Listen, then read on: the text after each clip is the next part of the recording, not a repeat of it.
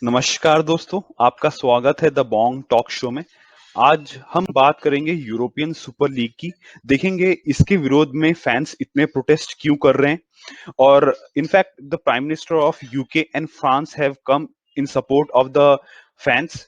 और in fact football की governing body FIFA and UEFA ने भी इस पर्टिकुलर कॉन्सेप्ट को कंडेम्ड किया है।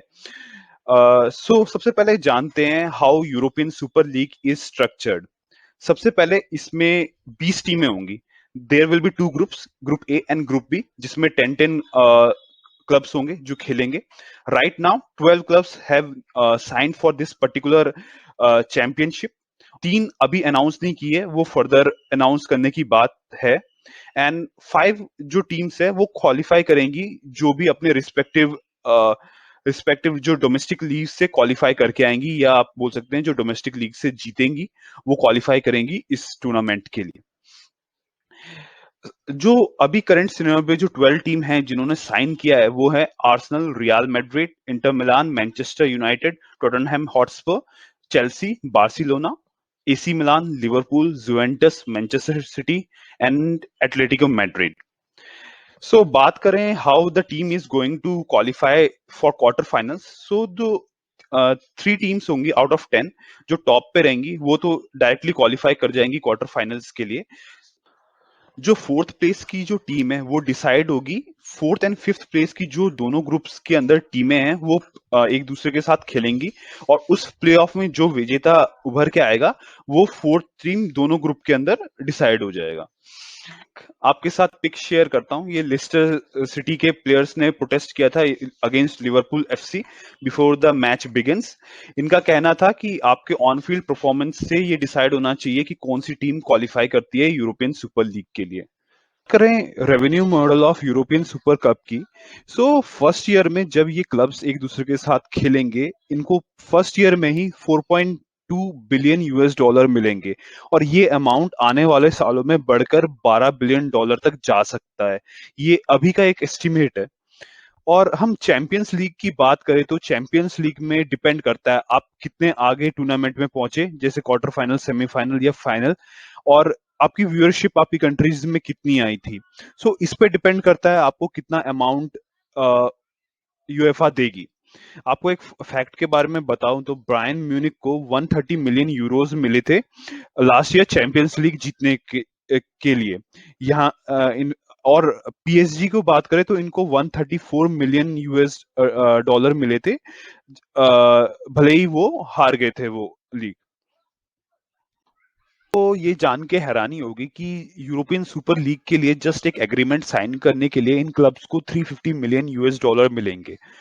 और बड़े क्लब का ये कहना है कि सेलिब्रिटी प्लेयर्स उनके पास हैं, ज्यादा स्पॉन्सरशिप या व्यूअरशिप उनके कारण आती है, ना कि स्मॉलर क्लब्स के कारण।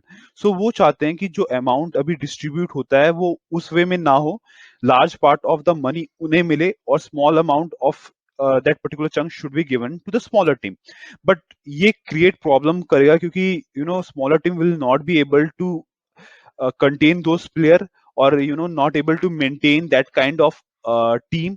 और सो इससे कंपटीशन में फर्क पड़ेगा कि स्मॉलर टीम ऑलरेडी अभी बहुत कमजोर है, सो उनका खेलना ना खेलना एक बराबर हो जाएगा। एक और पिक की ओर देखते हैं। ये लिवरपूल के फैंस ने प्रोटेस्ट के दौरान ये पोस्टर्स लिवरपूल एफसी के अराउंड लगाए थे। अब देखते हैं कि फैंस इतना प्रोटेस्ट क्यों कर रहे हैं इस यूरोपियन सुपर लीग को लेकर। सबसे पहली बात है कि चैंपियन सबसे पॉपुलर इवेंट है फुटबॉल का आफ्टर वर्ल्ड कप और यूरोपियन कप। सो चैंपियंस लीग की जो सबसे इंपॉर्टेंट या पॉपुलर टीमें हैं वो चैंपियंस लीग छोड़ के यूरोपियन सुपर लीग ज्वाइन कर लेगी। उसके बाद एक और रीजन है कि इनको अपनी प्लेसेस गारंटीड है यूरोपियन सुपर लीग में, और चैंपियंस लीग के अंदर किसी भी टीम को क्वालिफाई करने के लिए उन्हें अपनी डोमेस्टिक लीग में परफॉर्म करना होता है।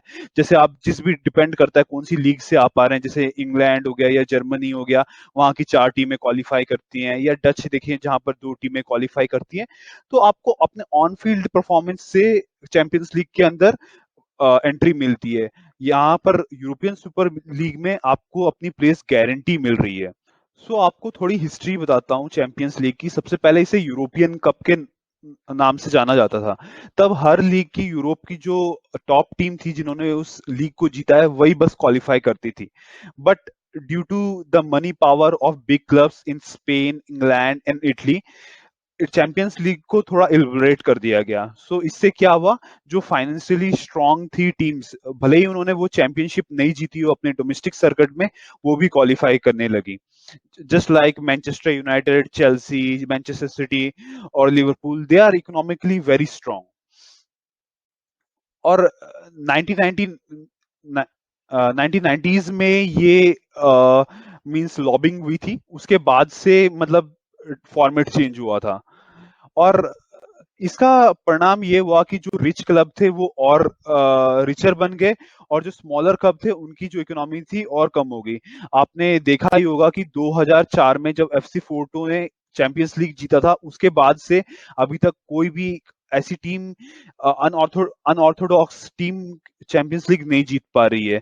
ये ज्यादातर इंग्लैंड, जर्मनी या स्पेन या इटली की टीम में ही जीतते हैं।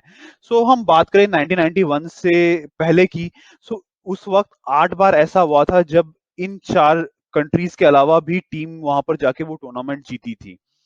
और ऐसा ही कुछ प्रीमियर लीग में भी हुआ था। प्रीमियर लीग अभी वर्ल्ड की सबसे पॉपुलर लीग है।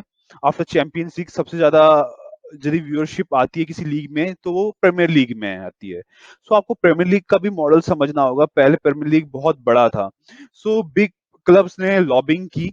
सो लॉबिंग का नतीजा ये हुआ कि जो लीग थी वो बस 20 टीम्स की रहेगी, और उसमें रेलीगेशन और जो भी है क्वालिफिकेशन, दोनों के दोनों बेस्ड हैं। बट जो रिचर क्लब थे वो और रिच हो गए, जो छोटे क्लब थे, क्योंकि जो उनको फाइनेंस मिलता था बड़े क्लब्स के साथ खेलने के बाद, वो और उनके लिए कम पड़ गया। सो अब 3 या 4 डिवीजन बन चुकी है। सो करंट सिचुएशन में अभी हमारे पास ये खबर है कि due to the fan protest and support of the government, 6 की 6 प्रीमियर लीग क्लब्स ने अपने आप को बैक अवे कर लिया है यूरोपियन सुपर लीग के मॉडल से। धन्यवाद दोस्तों, ये वीडियो एंड तक देखने के लिए। अपनी कुछ राय हो या फीडबैक हो रिगार्डिंग ये वीडियो, कमेंट सेक्शन में पक्का देना। और यदि ये वीडियो आपको पसंद आए तो लाइक एंड शेयर करना, और इस चैनल को पक्का सब्सक्राइब करें। Thank you and have a wonderful day ahead.